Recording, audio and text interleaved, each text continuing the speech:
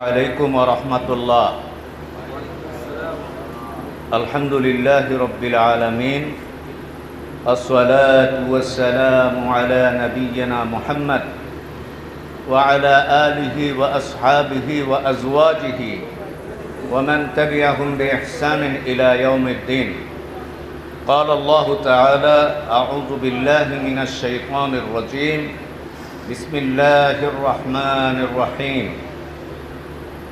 ইন্নী জাইলুন feel আরদি খলিফা ইলা আখিরিল আয়াত। আমাদের হৃদয়ের অবিচ্ছেদ্য একটি প্রতিষ্ঠান আনাস ট্রাভেলস অ্যান্ড ট্যুরস কর্তৃক আয়োজিত আজকের এই মিলন মেলার সম্মানিত পরিচালক প্রিয় ভাই হযরত মাওলানা মুহিবুর রহমান, উপস্থিত আছেন এই অনুষ্ঠানের সভাপতি আমার হজের উস্তাদ জনাব হাজী মনির হোসেন।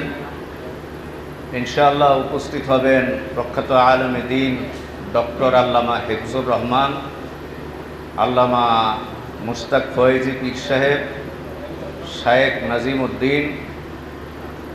উপস্থিত আছেন হযরত মাওলানা মোল্লা আলামিন সাহেব, ফরহাদ আজহার সাহেব, বেলাল হোসেন হেলালি সাহেব, আদনান গাজী সাহেব সহ সম্মানিত উলামায়ে কেরাম, ডক্টর মুজিবুর রহমান সাহেব সহ সম্মানিত অতিথিবৃন্দ, আল্লাহ তাআলার পছন্দের পাত্র, কাবার মেহমান, সম্মানিত হাজী সাহেবান, আল্লাহ পাকের শুকর আদায় করি যিনি আমাদেরকে সুন্দর আয়োজন করার, আসার বসার, কথা বলার, কথা শোনার তৌফিক দান করেছেন। সবাই পড়ি আলহামদুলিল্লাহ। আপনারা ভালো আছেন? সবাই ভালো আছেন? ঘুমাই গেছেন বোধহয়, তাই না? ঘুম আসছে আপনাদের? মহিব ভাই, চায়ের ব্যবস্থা নাই? আজকে তো আনন্দের দিন আমাদের, ঠিক না ভাই? এই 800 কোটি মানুষে ঘেরা পৃথিবী, 200 কোটি মুসলমানের সুসজ্জিত পৃথিবী, এর মধ্য থেকে আল্লাহ তাআলা দয়া করে আমাকে আপনাকে বাছাই করে তার কাবার মেহমান করেছেন। আমরা খুশি না বেজার? সবাই খুশি। বছরে ঈদ আসে 2 বার, কিন্তু এইরকম একটা আনন্দ, এটা আমার মনে হচ্ছে যে আজকে ঈদের চাইতেও আমাদের বেশি আনন্দ। আপনাদের কেমন লাগছে ঠিক জানি না, আমার কাছে ঈদের চাইতেও বেশি আনন্দ মনে হচ্ছে। আলহামদুলিল্লাহ। তো আপনারা যদি একটু হানা কথা বলেন তাহলে আমি আপনাদের সাথে ইনশাল্লাহ 10-15 মিনিট সময় কাটাবো। আল্লাহ তৌফিক দিন বলি আমিন। সম্মানিত হাজিরিন, আমি যদি একটু চুটকি কথা বলতে পারতাম, হাসতে পারতাম, তাহলে আজকে খুব ভালো লাগতো। কিন্তু আমি হাসির কথা খুব জানি, কিন্তু আল্লাহ তাআলার একটা দয়া যে আমি যখন মাইকে উঠি, যখন আমি মাইকে দাঁড়াই বা বসি, তখন আমি সব চুটকি কথা ভুলে যাই। হাসির কথাগুলি কেন যেন একটাও আমার মনে থাকে না। সম্মানিত হাজিরিন, তো যাই হোক, যতটুকু সম্ভব আমরা আনন্দ ঘন হৃদয় নিয়ে এই অনুষ্ঠানটাকে প্রাণবন্ত করে সফল করে তুলব। আল্লাহ তাআলা তৌফিক দান করুন। সবাই বলি আমিন। আরেকবার একটা তাকবীর দেই তো দেখি, মুসলমানের তাকবীর। নারায়ে তাকবীর, নারায়ে তাকবীর, লিল্লাহি তাকবীর। আল্লাহ কবুল করুন, বলি আমিন। সম্মানিত হাজিরিন, আমরা আমাদের ইতিহাস ঐতিহ্য ভুলে গিয়েছি।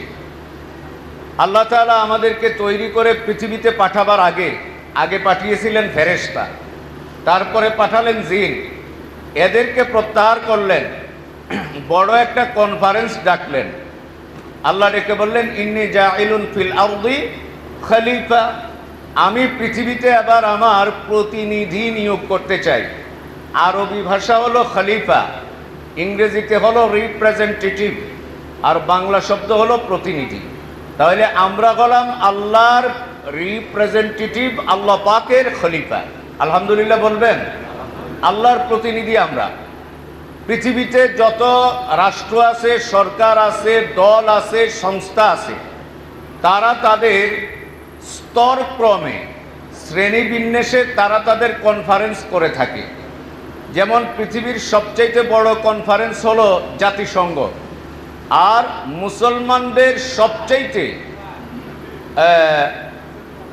বড় উচ্চ মাপের কনফারেন্স হলো হজের কনফারেন্স, আর এটা মানের দিক থেকে হলো একেবারে সর্বোচ্চ ফোরাম। আল্লাহ তাআলা এই ফোরামে আমাকে আপনাকে কবুল করেছেন, এই জন্য আল্লাহর শুকরিয়া আদায় করি, আরেকবার পড়ি আলহামদুলিল্লাহ। সম্মানিত হাজিরিন, আজকে আমি আপনাদের সামনে দ্বিতীয় কথা বলবো আমাদের পরিচয়। প্রথম কথা, আমাদের প্রথম পরিচয় বলেছি আমরা আল্লাহর খলিফা। এখন দ্বিতীয় পর্বটা বলবো আমাদের মান কেমন। আমরা আমাদের মান, ইতিহাস, ঐতিহ্য ভুলে গিয়েছি। ছোট্ট একটা গল্প শোনাতে পারি। নেকড়ে বাঘ মাঠে ঢুকেছে বকরি খাওয়ার জন্যে, সাথে একটা নেকড়ের বাচ্চা ছিল। এখন বকরিদের ভিতরে ঘটনাক্রমে নেকড়ে বাঘের বাচ্চাটা ঢুকে পড়েছে। এখন বকরি পালের সাথে বাঘের বাচ্চা চলে গেছে মালিকের বাড়িতে, গোয়ালে চলে গেছে। বকরিদের সাথে থাকতে থাকতে সে বকরিদের স্বভাবে গড়ে উঠেছে। এখন সে বকরিদের মতো নাচে, বকরিদের মতো লাফায়, বকরিরা যেরকম লতা পাতা খায় সেই রকম লতা পাতা খায়, অথচ সে তো গোশত ছাড়া খাওয়ারই কথা না। এখন তার তো শিং নাই, কিন্তু তার কাছে কি আছে এটা সে ভুলে গেছে। তো বকরি বাচ্চাগুলি এই নেকড়ে বাচ্চাটাকে দেখতে পারে না, সইতে পারে না। একটু পর পর শিং দিয়ে ঢুস মারে, ঘুষা মারে, লাথি মারে, এই অবস্থা। এই অত্যাচার সহ্য করেই এই নেকড়ের বাচ্চা বকরি পালের ভেতরেই থেকে গেছে। সে তার নিজের আত্মসম্মান, আত্মমর্যাদা ভুলে গেছে। কিছুদিন পরে আরেকবার বকরি পালের সাথে সেও মাঠে চড়তে গেছে।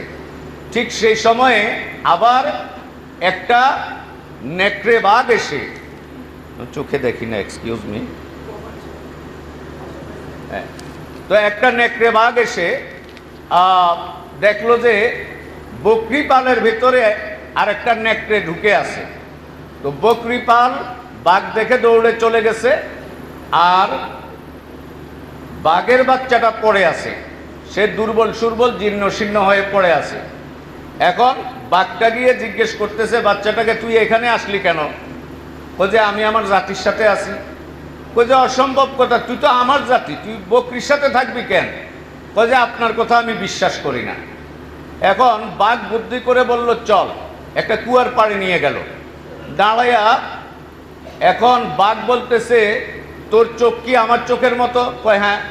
তোর নাক কি আমার নাকের মতো? হ্যাঁ। তোর মুখ কি আমার মুখের মতো? হ্যাঁ। তোর দাঁত কি আমার দাঁতের মতো? হ্যাঁ। তাহলে দেহের দিকে তাকাইয়া দেখ, দেহটা কি তোর আর আমার একই রকম? কই যে হ্যাঁ একই রকম। তো তাহলে তুই বকরির জাত হইলি কি করে? তুই তো নেকড়ের জাত। ওই যে এখন তাইলে কি করা? ওই যে এখন তোর সম্মানে, তোর আসনে তোকে ফিরে আসতে চাইলে, তোর পজিশনে তোকে ফিরে আসতে চাইলে তাহলে আমার মতো জোরে করে একটা গর্জন দে। এখন বাঘটা যখন গর্জন দিল, ওই নেকড়ের বাচ্চাটাও সাথে সাথে গর্জন দিয়েছে, সে তার আপন জাতিতে ফিরে গেছে। সুতরাং আজকের পৃথিবীতে এই মুসলমান জাতি হলো নেকড়ের জাত। যাদের কথায় বাঘ উঠে বসে সেই জাত হলো মুসলমান জাত। আজ আমরা আমাদের ঈমান হারিয়েছি, আমরা আমাদের আমল হারিয়েছি, আমরা আমাদের আখলাক হারিয়েছি, আমরা আমাদের নীতি নৈতিকতা হারিয়েছি, আমরা আমাদের তাহজিব তামাদ্দুন হারিয়েছি। যার কারণে পৃথিবীতে যারা শাসক হওয়ার কথা ছিল আজকে তারাই পৃথিবীতে শোষিত, শাসিত। এই অবস্থা চলছে আজকের পৃথিবীতে। সম্মানিত হাজিরিন, ফিরে আসতে হবে আমাদেরকে, আমাদের ঐতিহ্য স্বীকার করে, অতীত ইতিহাসকে স্মরণ করে আমাদেরকে আমাদের জায়গায় আবার ফিরে আসতে হবে। সম্মানিত হাজিরিন, আজকের পৃথিবীতে মুসলমানদের যে দৈন্যদশা, এর পিছনে আমরাই দায়ী। আজ আমরা হয়ে গেছি বিলাসী মানসিকতার, আমরা হয়ে গেছি নীরব ভূমিকায় দর্শকের ভূমিকা পালন করার এক জাতিতে পরিণত হয়ে গেছি। কিন্তু এই জাতি হলো বাঘের জাতি। পৃথিবীতে কোনো অন্যায় বরদাস্ত করবে না এই জাতি, পৃথিবীতে কারো জুলুম বরদাস্ত করবে না এই জাতি, পৃথিবীতে কারো শোষণ বরদাস্ত করবে না এই জাতি, পৃথিবীতে কোনো পাপ পঙ্কিলতা বরদাস্ত করবে না এই জাতি।